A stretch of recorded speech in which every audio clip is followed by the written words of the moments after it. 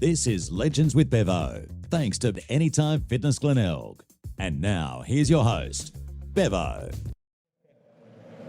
Well, g'day, welcome to another edition of Legends with Bevo down here at the home of the mighty West Adelaide Bloods Footy Club, and joined by a couple of legends. To my left is Hamish Hartlett, back at the Bloods this year. We'll speak to him in a moment about how that's going. And to his left, a former Carlton Boys player of 11 games, and also the assistant coach down here at the Bloods now, and involved with the midfield as well. We've got Hartlett and Adam Hartlett. Great to have you on, boys. Good morning, Bevo. Thanks for having us, mate. Good meeting. So, Hamish, we'll start with you, mate. What's it like being down here at the Bloods again? A bit different, no doubt, to when you last played here one time ago at the Bloods. Yeah, there's a little bit that's changed, but also a fair bit that's remained the same as well. It's great to be back. You know, there's a great bunch of people here, both players, admin staff and coaches. Pre-season's certainly looked a lot different to what it has in the last 12 or 13 years, but adapted to it fine. And as I mentioned, it's just a great place to come and train, and the boys are really working hard, and we're really optimistic about what the season is going to produce for us, so it's very exciting. Fantastic. And in terms of the AFL situation, obviously, it's 193 games of power, fantastic career that you had, and were you sort of close to getting another opportunity with another club, and sort of a bit disappointed that you didn't get to those 200 games? Oh, look, to be honest, there wasn't a great deal of interest back in the last season, so we sort of had an idea about the way things might play out in terms of me not getting another contract. So between Michael Dowdy, my manager, and I, we sort of reached out to half a dozen clubs just to see whether they thought I might be required on their list, or if they could see an opportunity for me. And by the end of the draft period, I guess, and the trade period, they thought that there was no necessity for me, I guess. And so from there on, I made the decision obviously to come back here, and my mindset right from the outset has been to train hard, to work hard, and if another opportunity presents at some stage further down the line, I'll be more than happy to take it. But my priority at the moment is to play good footy at West Adelaide and to try and help us climb the ladder and potentially play finals football this year. Fingers crossed that happens, mate. And Adzi, what's it like having a bro out here, and what's the pre-season been like, and having obviously not just Hamish but also Kate and Brand and some other really good recruits as well? Yeah, it's been awesome having a little brother back, and just having between him and Kate and 22 years of AFL experience come into this club, and we've just got a young list dying for a bit more leadership and a bit more experience, and now we've added those two to the group along with some other really outstanding recruits from interstate as well, and the natural development of our younger players. Blokes coming up from the under 18, Harry Lemmy, going to have the majority of the season. Cody Bryan, Kate Kennedy, but it's really exciting. The boys have just done everything we've asked them to, and they're just so willing to learn and get better, and it's a lot of passion within the group, and they want success and they want it now. So and then really looking forward to the season. Obviously, the Bloods and League side finished by the ladder, but really good signs last year. You mentioned it before, a couple of those young boys coming up, and good to see the under-18s and reserves play finals. That shows that you're heading in the right direction, doesn't it? Those guys coming from the lower grades and then coming out to play league footy. Yeah, absolutely. It was hard, being a part of the senior group more so last year. I reflect on the team that I was sort of involved in more so than everyone else. But you look at even the women's footy, got to a grand final last year. 18s played finals, reserves played finals. So as a whole, the club's actually quite a good spot. It's just we've got to get our senior boys up and running and firing this year. And as I said, with the inclusion of Hamish and Caden and a few other recruits, a bit of young talent coming through, which adds a bit of excitement and the natural progress of the group. We're optimistic about what we can achieve this year for sure. Yeah, fingers crossed, mate. And I think towards the end of the season you have a lot of injuries as well. It doesn't help, and you're pretty close in quite a few games. A lot of people sort of look at the ladder and think I'd finish bottom. But I was the MC for your home games, and I saw you play some really good footy there, and lost a couple of close games, which hurts, doesn't it? Yeah, it does, absolutely. I mean, at the start of last year we were 2-3, and we went down to Glenelg by 2 kicks in round 1 away. We went on to play in a grand final. and then we lost the following week to the Crows by a couple of goals as well. And those sort of games, they can go either way. And then we won a couple. So, if you're 4-1 after 5 rounds, opposed to 2-3, you get a bit more optimism about the group and confidence. But unfortunately, we're 2-3 and didn't win another game, and confidence gets dented, and along with a few injuries, it's just hard. It's a great competition, and you've got to get a lot of things right. Well, we've only been up this year, so let's go back to the days of you boys growing up. I've got a brother myself, and we were so competitive, whatever sport it was, whether it be playing basketball, cricket, tennis, you name it. I think a couple of years ago I met my brother, and he was just didn't talk to me the rest of the night. So was a lot like that growing up with you boys as well, and who used to dominate the backyard cricket and the sports and what have you? Yeah, well, it was definitely like that. Yeah, we both, very passionate sporting people, I guess. Our whole family is, and it was always footy in the winter and then cricket in the summer. And we've got a cousin that we used to knock around a fair bit back in the day as well, who's sort of Adam's age, and we got VCRs of having a kick in the backyard, and Adam on his hands and knees, and our cousin kicking the ball up at me, sort of jumping over the top, and vice versa, me on my knees and Adam and the boys jumping over the top of me. So there's always that sort of stuff going on.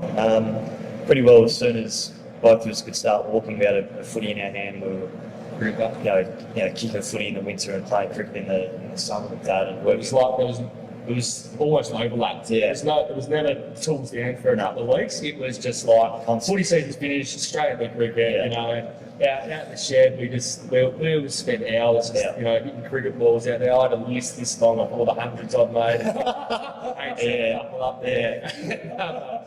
It's good fun. So we were just always outside, just kicking the footy. The footy wasn't overly competitive in the backyard. We just try and lace each other out and have golf competition and stuff like that. And it was never overly physical. We weren't running through each other.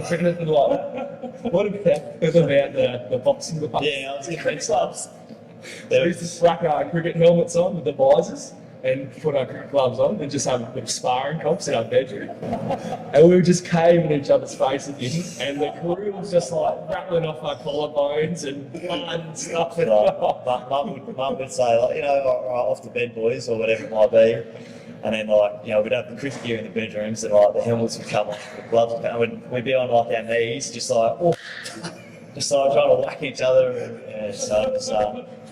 There's definitely a little bit of competition and competitive spirit that went on. But as I mentioned, it was just constant all year round. So Great trial. So no doubt, that had played a huge part in the successes that we both had in our sport, both being able to reach the pinnacle of our sports, I guess. Yeah, it's wonderful. And playing footy together as young lads, what was that like, playing bigger plates?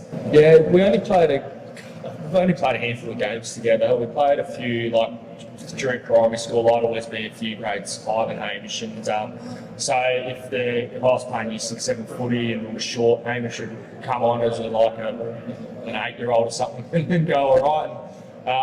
But we were lucky enough to play one senior game of footy together for Westies. We played round 1 out of Adelaide and had a good win out there. I would have loved to have played a lot more footy with him, and who knows what I don't know if I've got 3 or 4 years left in me, but it'd be nice to be able to pull the boots on again one day. But we might have to be a difference. Might be cricket maybe, or I don't know, something else. It's a little less taxing on the body, perhaps. There we go. Got a few dodgy joints on its way.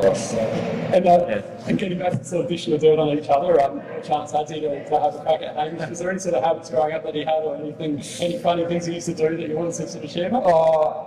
There's a couple that come to mind. He's the hardest to dish dirt on because he's just so, straight down. Loves having a good time and stuff, but he's always just so composed and aware of what he's doing. And all I can think of, there's one funny story that I love telling of when we were at Matty Nobe's place. Hamish is a good mate. There's middle of summer, there's Matty Nobe's at this indoor cricket net, and we're all just having a bat and a bowl to each other, and half a dozen lads there. Hamish was in having a bat, and I'm not sure if it was me or one of the boys bowled this ball to Hammer, and he's gone down he went down to sweep it. Sweep it, and it's hitting in the box. And we all had a bit of a laugh, you know, bloke gets hit in the nuts, yeah, have a laugh. And Hamish goes to stand up, and he grabs his light, screaming, and hits the deck. Oh, what's going on? He goes, it's stuck. We walked down there, and the box is split, and grabbed onto his something down there. Use A your little bit of imagination. skin was just like hanging out, and we were dying. All the boys, we were just on the floor in stitches. And yeah, so that's I've seen him at his most vulnerable in that situation. I think that's about the one that stands out for me. And just as a young fella, whenever he used to sleepwalk a hell of a lot, walk in the kitchen and piss in the fridge or piss in the dishwasher or something like that. But that's like, he would have been 6 or 7 years old then, you know. Yeah, Mum and Dad will be out watching TV, and oh yeah, here comes Hamish. He's like a zombie through the house, and all of a sudden he's taking a piss in the pantry. I think you've grown out of that now. What have you got back to the clinic to say about that, mate? Oh, when you start. Oh, well, it's not true, first and foremost. So, yeah, thankfully, a lot of those habits are grown out of, which has been good. But, any dirt on ads? There's not any specific story that really springs to mind. I know there was a bit of an incident on the first date that he had with his current wife. The current wife, yeah. One and only wife, yeah, his wife. Where I think they were at some sort of party or might have been Sarah's work event or something, and there was red wine and beer and whatever else that you wanted to drink there, ready for the taking whenever you wanted it. I think Adam got a bit carried away on the reds, and felt a little bit crook at some stage, and didn't quite make it to the bathroom to sort of look after himself. And I think he sort of unstrapped the pants and straight down the front of the So what had happened? It was day 3.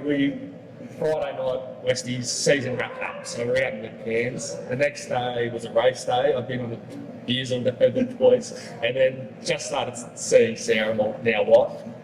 And she goes, "Oh, you still going to come to this work function?" I'm like, trying to impress. I'm like, "Yeah, no, I'll be right." So I've been on the beers for 48 hours and rocked up to this event in my black tie and all that, and I hadn't drunk red wine before, and I had glasses, and I was just smashing them down. This guy next to me is like, "You're right." I said, "Yeah, it's not the same." Just boom, boom, boom.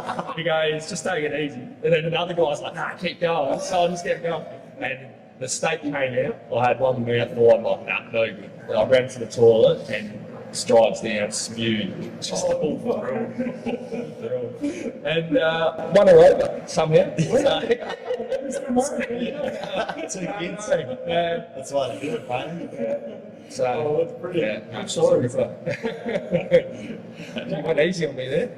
Yeah, it's a question out of the blue. I'm sure if I delve a little deeper, there'd be something that comes up. But No, you've answered it well, yeah.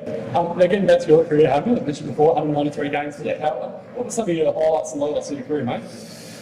the highlights are, they stand out pretty easily, I guess.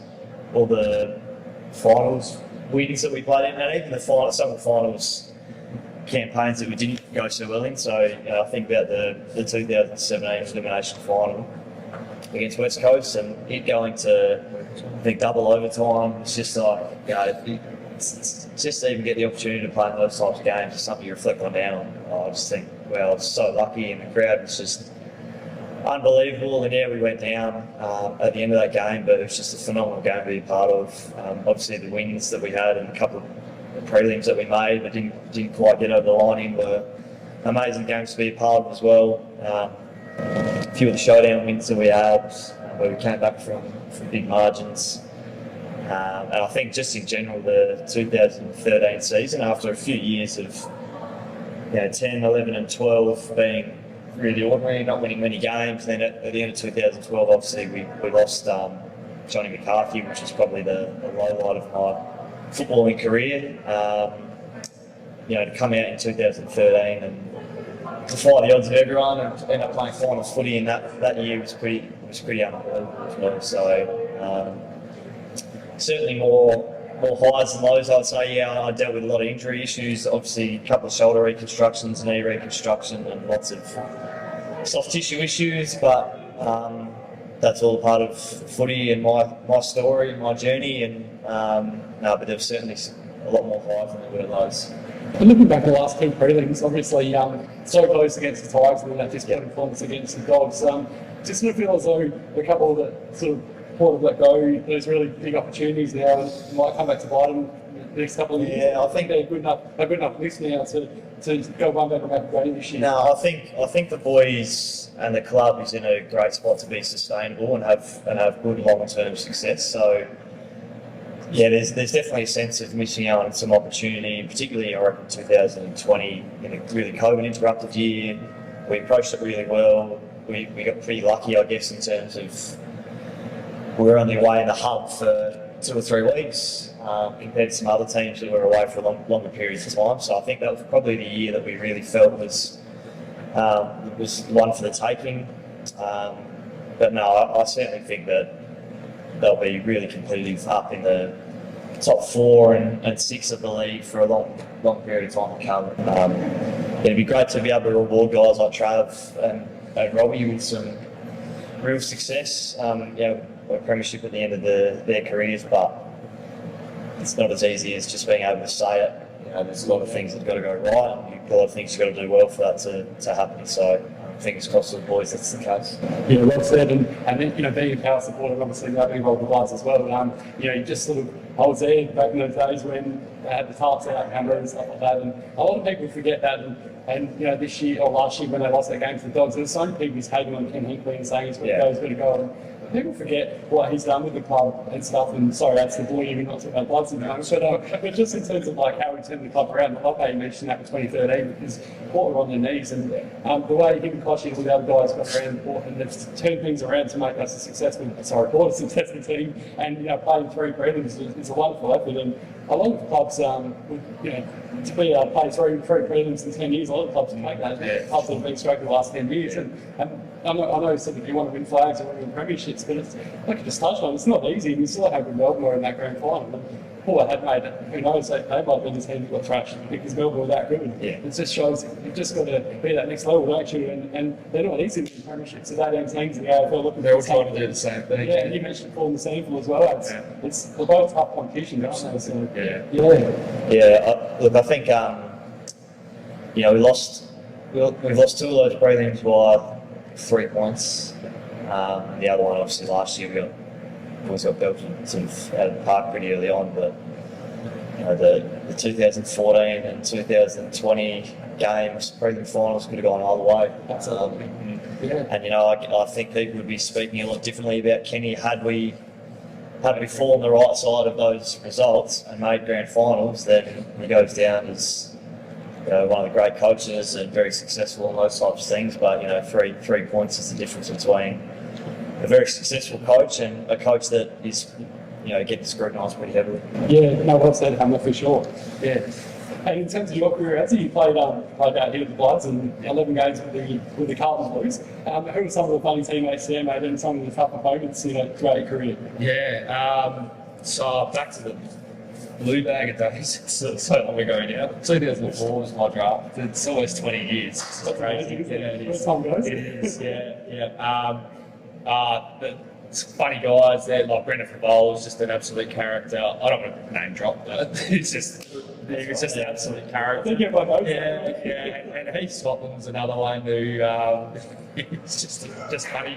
Just a funny guy, and some of my close like Brad Fisher and Jordan Russell and Michael Jamison, those guys who used to knock around with Sean Grigg, they were just had great personalities and always had a laugh at those boys. Probably too many laughs, which is why I only played 11 games. Maybe I should have gone a bit serious from time to time, but it's all about that. Absolutely, but loved my time at Bloods as a player, and after being let go by Carlton as a 23-year-old, obviously I still felt like I had heaps of footy ahead of me, and I just wanted to come back to West Adelaide and play 100 games or win a flag. So we lost a grand final in 2012 to Norwood, which was a tough day, and made a prelim the following year under Andy Collins, and then we had Mark Mickinzera where he came in, and we've just gone from this completely defensive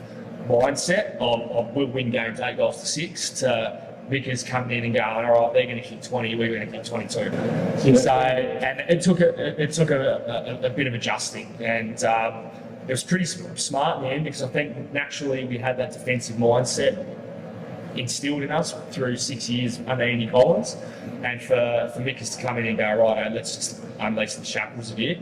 It took 12 months to get that balance right.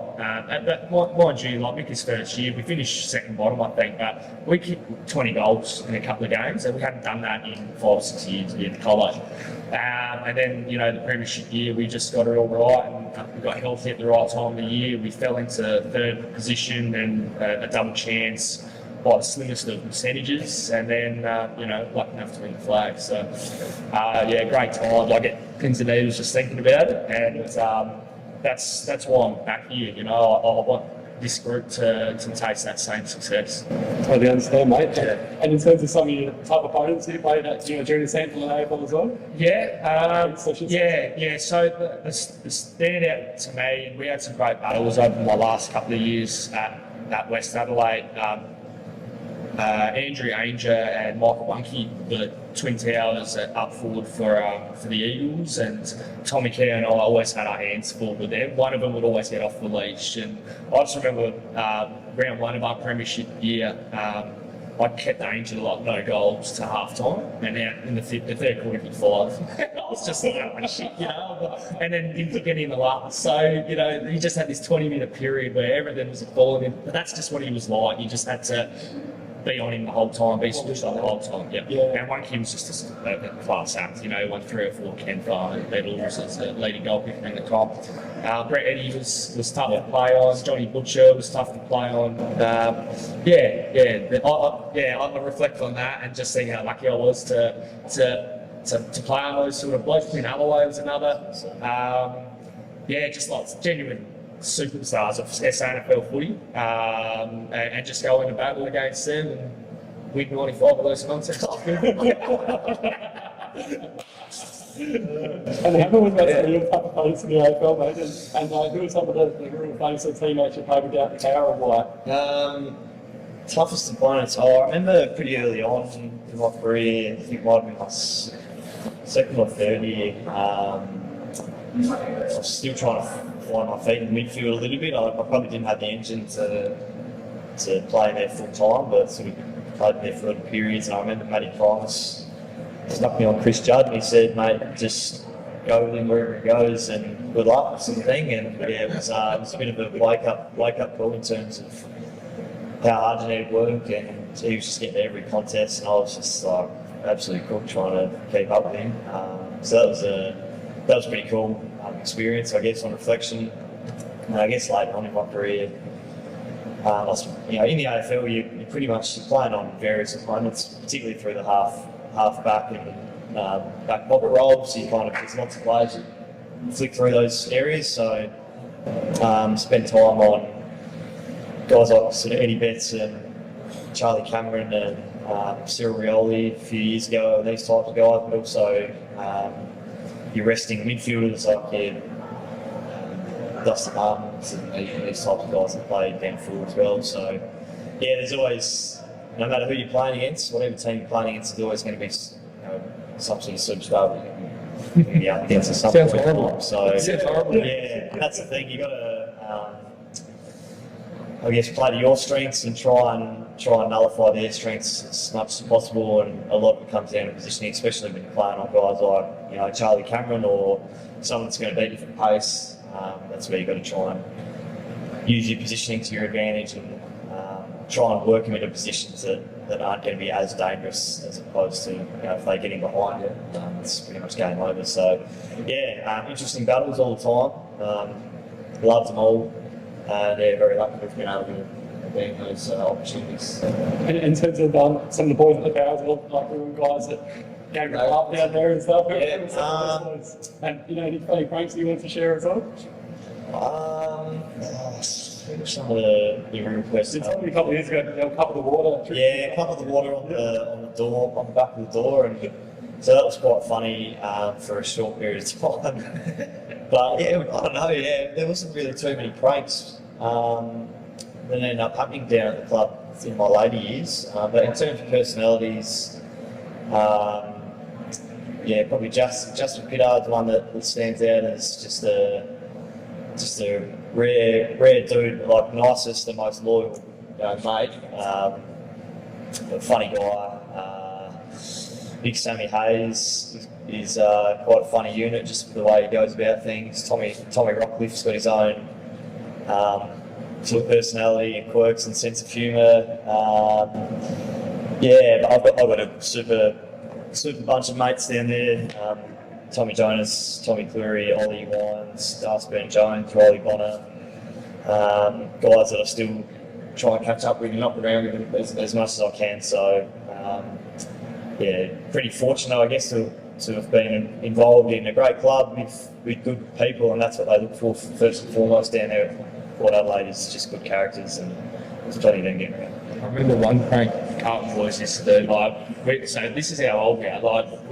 When I was there, this is when iPhones started coming out, and the boys finished training, go to their locker, go get their phone, and there'd be an ankle tape's worth of wrap just around their phone, and they're just sitting there for about half an hour trying to pick ankle and apple off their brand new iPhone. So shit like that, it's almost daily in footy clubs. You know, when you're full time around each other, it can get pretty mundane, I suppose. Training, recovery, weights, meetings, right? So you need those circuit breakers, I think. And we encourage it around here. We want boys to be themselves and have fun. Right. As soon as we cross that line, we're fair dinkum. That's serious side as well. Yeah, most definitely. And speaking of serious side, Hammer, I've heard that you're a bit of a superstar with karaoke, mate, and your go-to song is 3 a.m. Lunchbox 20. Please hold a bit of inside information. Right. Yeah. Yeah, get a few beers into us, I suppose. Yeah, if we end up at the karaoke bar, that's generally The go-to? song that comes out. Yeah, I tried learning on the guitar as well, but Not too bad. yeah. You're going to be better than Steve Smith when he tried to play the guitar and sing at the same time. Yeah, that's the Don't trick. talk to us about Smith CG. I swear. But playing, strumming and singing at the same time is something that I found really complicated. But don't often get to sort of your K-pop karaoke bars as frequently as I would like, but that's usually the go-to. Yeah, 3 a.m. That's what's time. I think that's to smash it back in the day. And, Better to have like a sample karaoke competition or something like that. We need a music night. Each club has a representative. Yeah, you can see that up there. Yeah, that would be magnificent. Yeah, there you go. They've got our candidate here for Bloods. I reckon. we might have we got our footy camp next week on Saturday night, so we might have to organise maybe one person from each group does a bit of karaoke. Yeah, film a bit for license. And before the boys go, as you spoke before off air about playing for the footy this year, and you played last year for Galway. You played for your first game playing for the mighty Magpies. The Magpies up there in the Great Southern Footy League to snag 5 and then 6 in your second game. Yeah. And so you've signed on with your Thunder, is that right? Yeah, so I was resided to the fact I was going to just go play a few games down to Galway. Again this year, love it down south, and I think whilst I was playing at Westies, I'd always looked at the Greater Southern Footy League as somewhere I'd want to eventually play. Like growing up, we used to always go down to Victor Harbour and just loved it down there. It's just such a nice, relaxing lifestyle out from the city, And literally a text came out from Chris Schmidt to me, Daniel Kerr, and a couple of other premiership players that we all played together at Westies, and like, you came to come out and have a run and win one more flag, and I was just like, shit, that would be good fun. So yeah, it all got signed off a couple of weeks ago, and it'll just be a handful of games, and just be good to play with Schmitty and a few other lads again, and kick a few snags, might leave the goal square. And hopefully, I've just got some 18-year-old kid who's 70 kilos on manhandle and give a bit of lip to it. Oh, he'll be running off, but yeah. You won't chase him. I won't be chasing. Yeah. So, looking forward to it. Yeah, the United Saints. So, but loved my time at Goulburn last year. I only played 3 games, so. Looking forward to it. Well, Hamish, Hammer Hartlett, and Adam Hartlett, thanks so much for joining us on Legends Bevo Boys. It's been an absolute ball, and all the very best for the Bloods for 2022. Cheers, mate. Thanks so much, guys. Yeah, thanks.